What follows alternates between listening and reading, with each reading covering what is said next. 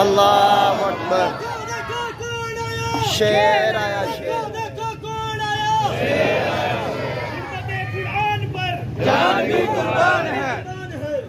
نحمدہ و نصلی علی رسولہ الکریم،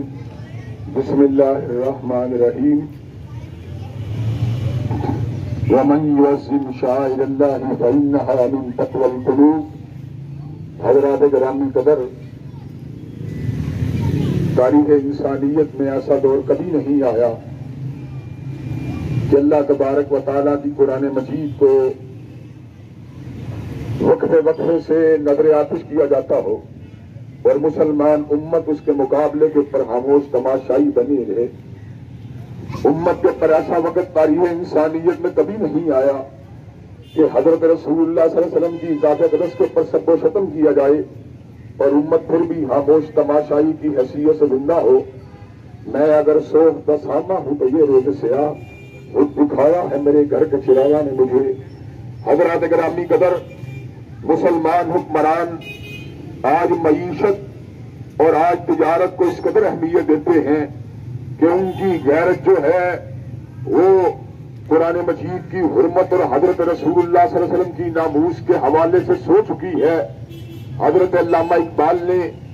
ایسے ہی بے غیرت اور بے ضمیر ترجمانوں کے حوالے سے یہ بات کہی تھی، اے طائر لا ہوتی اس رزق سے موت اچھی،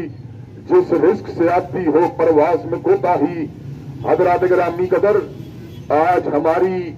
تجارتی پرائرٹیز نے ہمیں اس حد تک بزدل بنا دیا ہے کہ جب بھی کبھی حضرت رسول اللہ کی ناموس پہ حملہ ہوتا ہے یا اللہ تبارک و تعالیٰ کے کلام کے اوپر حملہ ہوتا ہے تو صبر کی تلقین کرنے والے، ہوش مندی کی تلقین کرنے والے اور بقائے باہمی کی تلقین کرنے والے مسلمان رہنما میدان عمل میں اتر آتے ہیں۔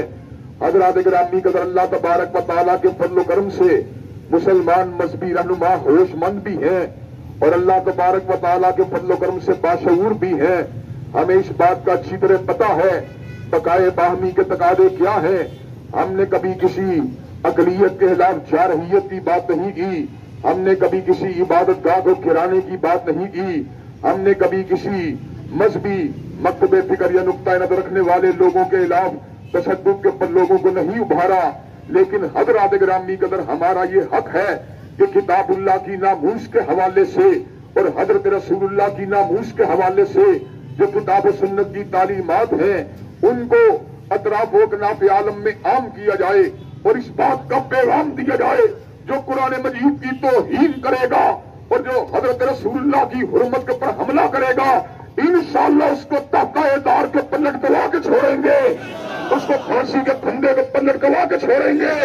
اور مسلمان حکمرانوں سے اس بات کا مطالبہ کر کے چھوڑیں گے۔ صلاح الدین ایوبی کے طرز عمل کو دہرانے کی ضرورت ہے، حضرت محمد ابن قاسم کی یلغار کی ضرورت ہے، طارق ابن زیاد کی طرف کی ضرورت ہے، یوسف بن تاشفین کی لبک کی ضرورت ہے، حضرت حیدر علی کے بلبلہ جہاد کی ضرورت ہے، سیدین شہیدین کی یلغار کی ضرورت ہے اور علامہ شہید کے بلبلے اور جوش ہدایت کی ضرورت ہے۔ انشاءاللہ جب تک زندہ ہے حرمت قرآن کے پر حملہ کرنے والوں اور حضرت رسول اللہ کی ناموس کے پر حملہ کرنے والوں کا مقابلہ کر کے چھوڑیں گے انشاءاللہ۔ اللہ علامہ صاحب قدم بڑھاؤ، علامہ صاحب قدم بڑھاؤ، علامہ سنہ موومنٹ پاکستان۔ حضرات گرامی قدر، اور میں آپ سے اس بات کا وعدہ لینا چاہتا ہوں کہ اس حوالے سے اگر بڑے اجتماع کا انعقاد کرنا پڑا تو کیا آپ چھوٹ پر جو کچھ اجتماع میں شرکت کرنے کے لیے تیار ہیں؟ کیا آپ سویڈن اور ہالینڈ کی تجارتی اعتبار سے ان کا بائیکاٹ کرنے کے لیے تیار ہیں؟ اگر حکومت بائیکاٹ نہیں بھی کرتی تو کیا آپ ان کی مصنوعات کا بائیکاٹ کرنے کے لیے تیار ہیں انشاءاللہ؟ اور آخر میں یہ بات بھی کہہ دینا چاہتا ہوں، جو خندے کے بدماش، جو شر پسند دہشت گرد مسجد پر ابن خطاب کے اوپر حملہ آور ہوئے ہیں، ان کو سزا ملنی چاہیے کہ نہیں ملنی چاہیے؟ حضرات اگر آدمی کا پرچہ نہ کٹا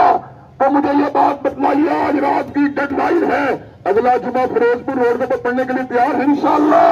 انشاءاللہ اب ٹوٹ کریں گی سنجیے اور زندانوں کی خیر نہیں، یہ دریا جھوم کے اٹھے ہیں، تم کو سے نہ ڈالے جائیں گے۔ وآخر دعوانا الحمدللہ رب العالمین۔